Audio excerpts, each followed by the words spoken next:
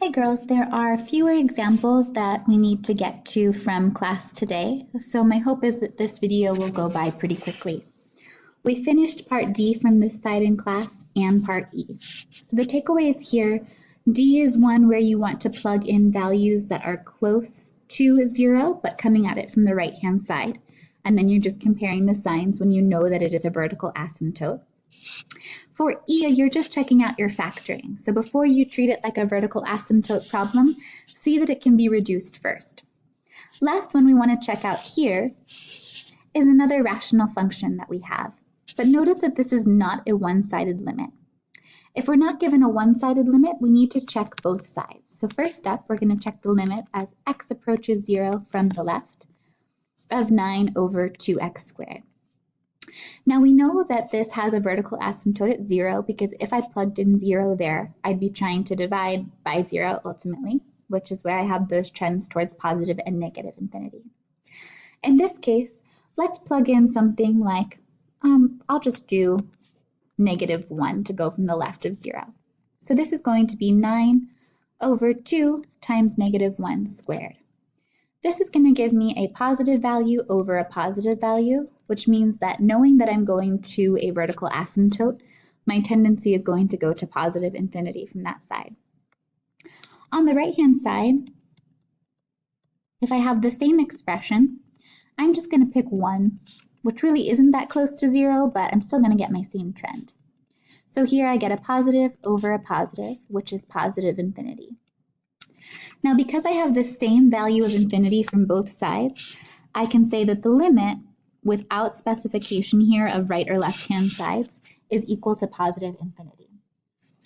For most of the vertical asymptote work that we can do, you're only going to be able to look at a left-hand side or a right-hand side because we often have these trends where you're going up to positive infinity on one side, down on the other. But if you do have trends, especially that could come from an x squared on the bottom, where they're both going to positive infinity, we don't only have to deal with one-sided limits. So that's the first problem. The next set of problems we're going to go through deal with properties of limits that involve combinations of an infinite limit, or a result of a limit that's infinite and one that is not. So you have this theorem over on the left-hand side, and it tells you about a few properties you want to be aware of when you're working with limits in combination with one another. So if you have a limit that involves two functions, and one of the limit results is infinity, and the other is a constant value, then you can put them together in a specific way. So notice here I have two limits, and they are added together. So I'm going to take them separately. First, I'm going to take a look at the limit as x approaches 0 of 9. This function is just 9. The entire time it's that horizontal line there. So as I approach 0, my output value is still going to be 9 no matter where I am. Then I'm going to take a look at x to the 4th, 5 over x to the 4th. So when I look at this expression, I'm going to have a very similar result to what we just saw on the previous slide.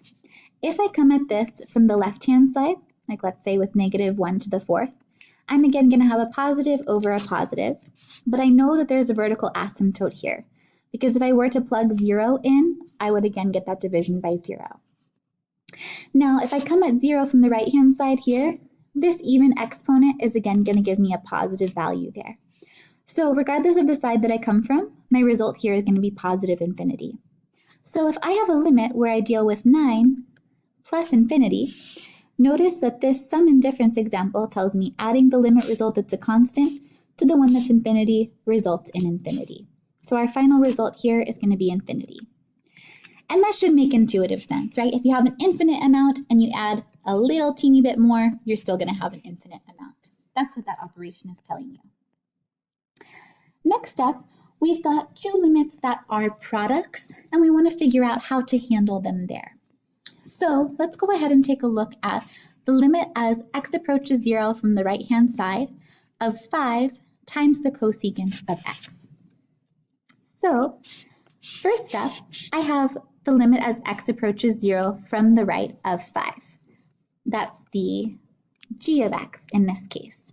So the limit as x approaches 0 from the right of 5, that's simply going to be 5. No problem there. Then I want to take the limit as x approaches 0 from the right of cosecant of x. Now cosecant of x, remember we want to write all of our trig functions as sine and cosine, so that's going to be 1 over sine of x. Now I want to pick a value that's close to 0 from the right-hand side to evaluate this. So I'm going to do 1 times the sine of 0.01.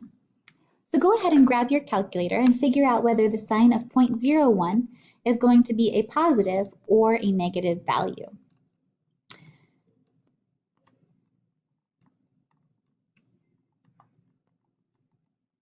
So when you do sine of 0.01, you should end up with 0.00099, and so on. So that's going to be positive. So I'm going to end up with a positive over a positive, or a tendency towards positive infinity here. So what that means is I have 5 multiplied by positive infinity. So notice that this result is telling me if I have a result of a limit that is a constant and a result of a limit that's infinity, so I multiply 5 by infinity, 5 infinities intuitively, that's still going to be positive infinity. So that's going to be my result right there. Then if I look at this second value here, there are 2 ways that I could end up with a negative infinity value, and that could be if I have a positive infinity multiplied by a negative value here, or if I have a negative infinity multiplied by a positive value here. So let's check out that second example. With the second one, same thing, I want to consider both of the limits from the left-hand side. 5 is still going to be 5, a horizontal line is always going to maintain that value. So then I just care about the limit as x approaches 0 from the negative of cosecant of x, which is the same thing as 1 over sine of x. So in this case, let's just go ahead and do negative 0.01. So we'll have 1 over sine of negative 0.01. If you plug that into your calculator, you will get out that that's a negative number. So we've got a positive divided by a negative, which means that we're going to have tendency towards negative infinity. If I have 5 times negative infinity, I'm going to again have negative infinity, because infinity times 5 more in that same direction is still going to be negative.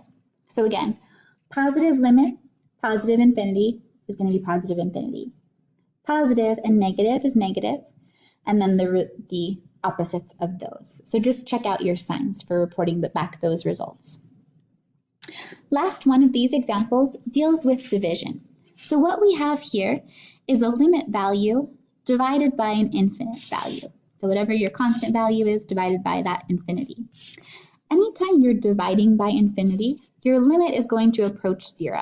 Because if you think about doing 1/10, and then 1/100th, and then 1/1,000,000th, all of those values are getting you progressively closer and closer to 0. You can think of it as 0.1, then 0.01, then 0.001, and so on until you're infinitely close to 0. That's what your limit's doing.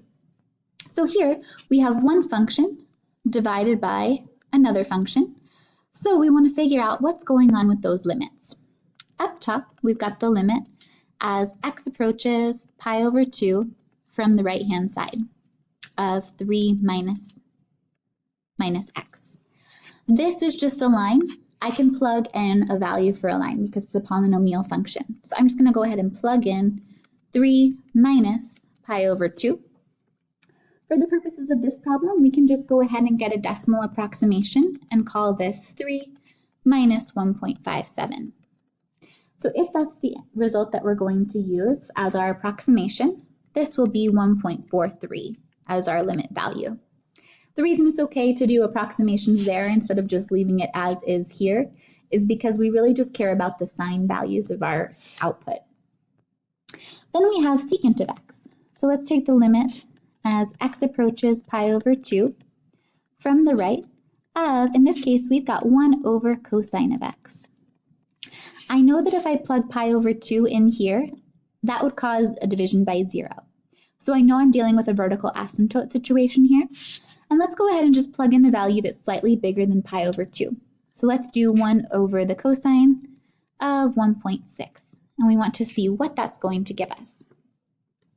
So cosine of 1.6, that's going to be a negative value. So I have 1 over a negative So that means I have a negative infinity. In this case, I've got 1.43 over negative infinity. That's this g of x over f of x setup. So if I have a value that's a limit, that's a constant, this L, and I'm dividing by an infinity, regardless of whether or not it's going to be positive or negative, this value is going to tend closer and closer to 0. So that's going to be my output limit there. That's it for tonight, you guys. You have this textbook homework, and then I will assign the Khan Academy practice through the Khan Academy portal as well. So check and see if you get it there, and then that way I can see whether or not those results come in from my end. One other thing to mention is please circle homework questions that you have, because if I'm not getting to them at the beginning of class when we're doing our warm-up and relating back to the previous day's content, I want to make sure that we get to it individually on the review day. So make sure you're keeping track of any homework questions that you still have. Thank you guys. Have a good day.